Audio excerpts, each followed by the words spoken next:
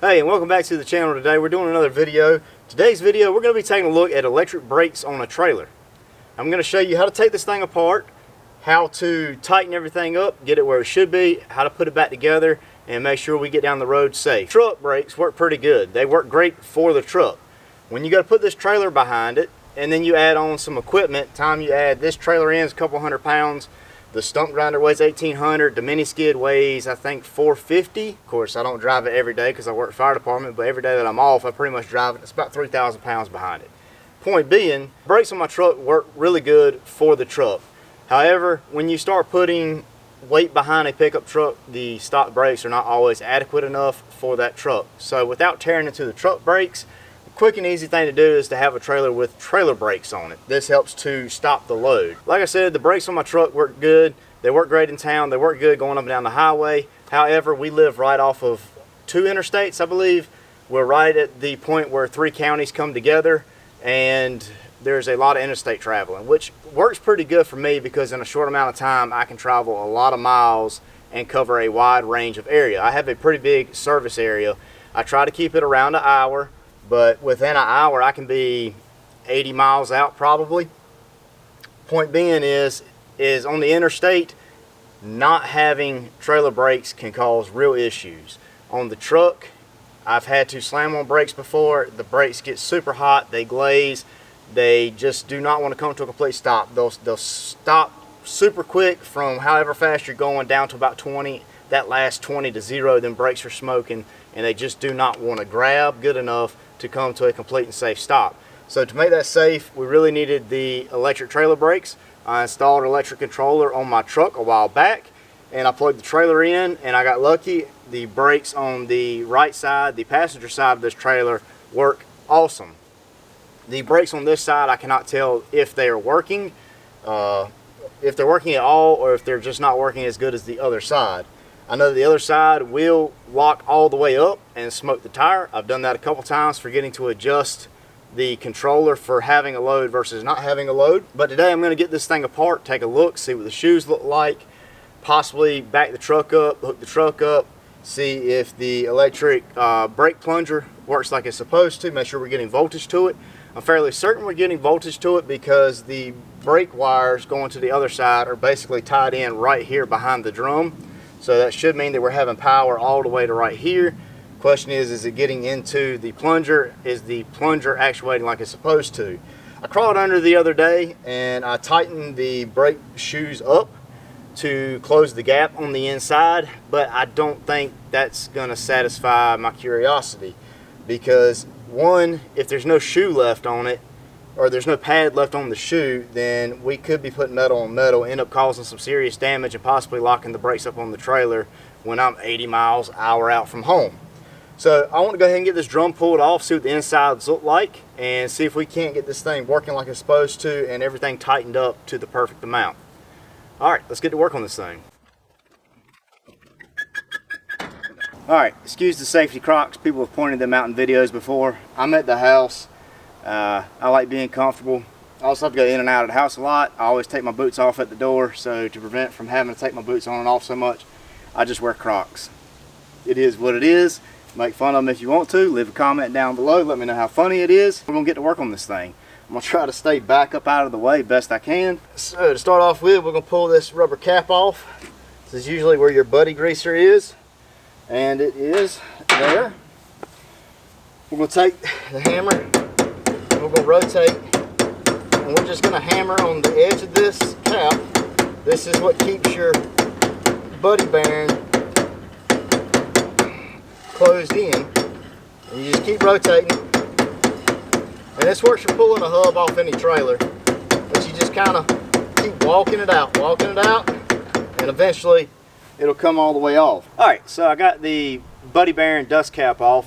What this does is it extends the housing on it. There's a lip in here. If this was a regular hub and you had grease all in here, it's smooth like this surface is here, it would just fall out the side. As the wheel spins, it slings that grease out of the bearings, and the grease would just roll on out. So what this buddy bearing extension housing does is it has a lip in there, and that helps as it pushes grease. You put grease in the zert fit in here, it pushes it in, and as you're going, the bearings work that grease through the system, and it tends to come back out this front side because there's seals on the back side.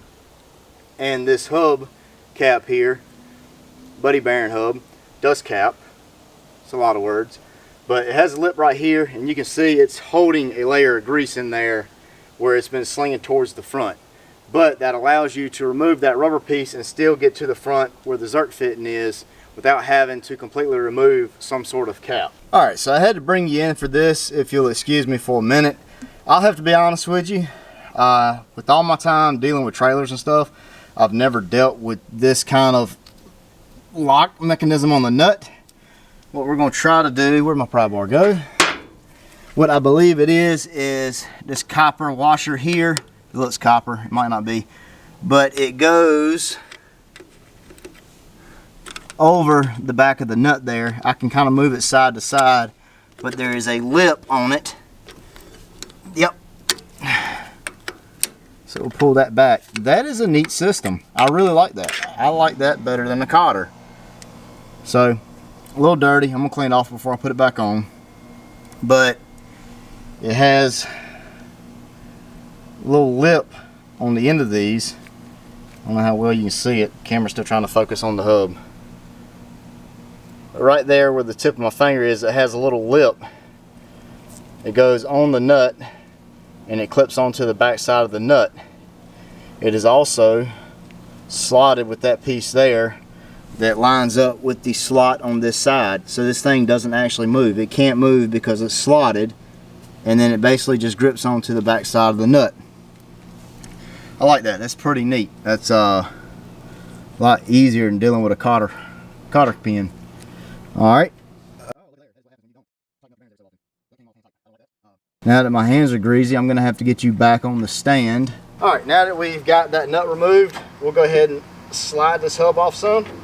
Be very careful because you'll start pulling the inner components out with it. We're going to have a washer. Should be a bearing behind it. Let's check the bearing. Do we have A, is it spinning? B, does it have any score marks on it? I do not see any score marks on it.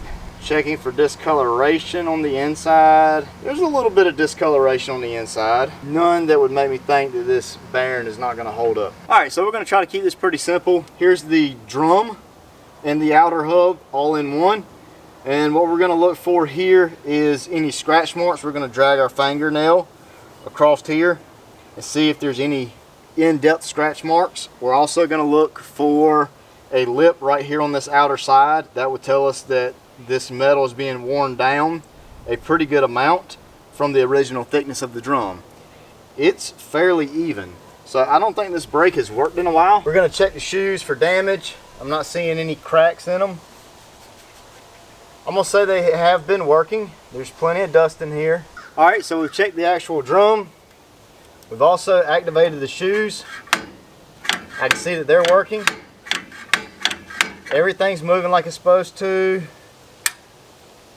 Thing's fairly tight. So this back side isn't really going to move. What's going to move is the front side here like it's supposed to. That's going to push into the front of the drum, and as that pushes into the drum, as this grabs, it'll push all this around. You see how it moves like that? So when it does grab, this will shift and move the back. The back only moves when the front grabs. So the next thing I want to do is get the truck hooked up, actuate the brake controller, and see if this thing's expanding out like it's supposed to. So we can't just actuate the brakes because the brakes actually use this magnet here to go against the inside of the drum here. You see this wear surface right here on the inner ring, on the inner part of the drum. That's where that magnet rides, and it uses that magnet to fight against that metal and push that front pad forward. So we're going to have to put this back on. Got the drum slid back on. I'm going to insert the bearing. Just double check and make sure it's greasing like it's supposed to. Make sure I don't need to put grease in before doing it. And I'm happy with the way that it is. So for me, when I've done this, this is just the way I do it. This is the way I was taught.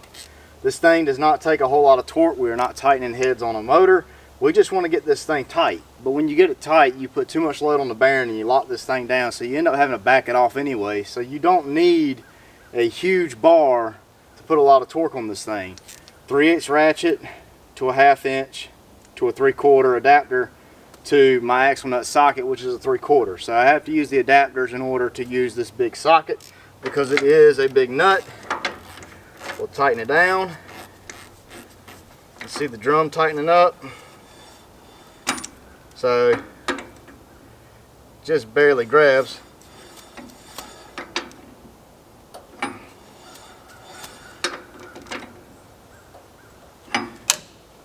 So that is way too tight. It locked it down.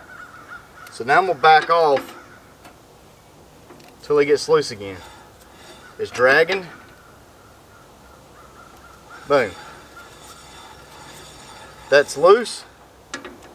Then I'll go 1/8 of a turn more. See? So now it's hand loose. I don't like that, so I want it just a little bit more than hand loose. And I'm comfortable with that. So I'll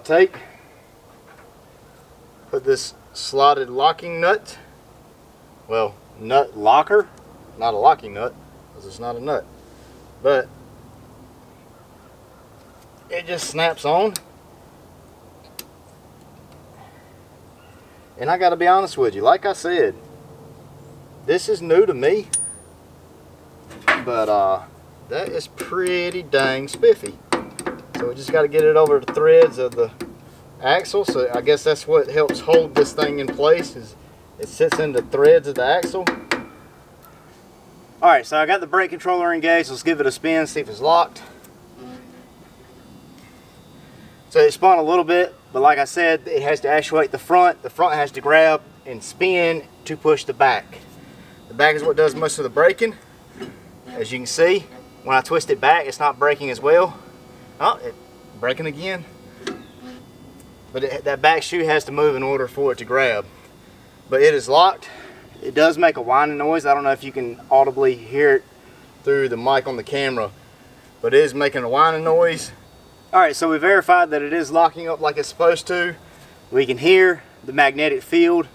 Sometimes they produce audible tones, and this one does.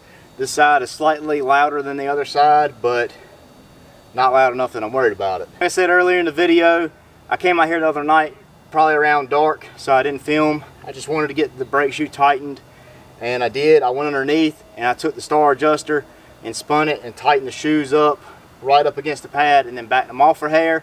So I'm sure that made the difference, but for my peace of mind, traveling so far like I do with all the equipment that I do, I wanted to make sure that everything was a-okay inside of here before it was slapping a seal of good on it. I'm gonna get the tire back on this thing, get it lowered down, get it pulled out, make some room in the yard. Appreciate y'all watching. Hope you enjoyed the video. Hope you learned something, and I'll catch you on the next one. Well, I didn't want to look dumb and put the tire back on without putting the dust cap back on, so let's get the dust cap back on first. It's okay, we're all human. We can look dumb sometimes. As soon as I ended the video, I realized I needed to put it up there before I put the tire on, and I was going to do it that way, but with it not ending the video that way, I'm sure somebody's going to write, "Hey, you didn't put the dust cap on." You're right. I did in the video, but I did outside the video. So to make it easy, we're just going to do it in the video.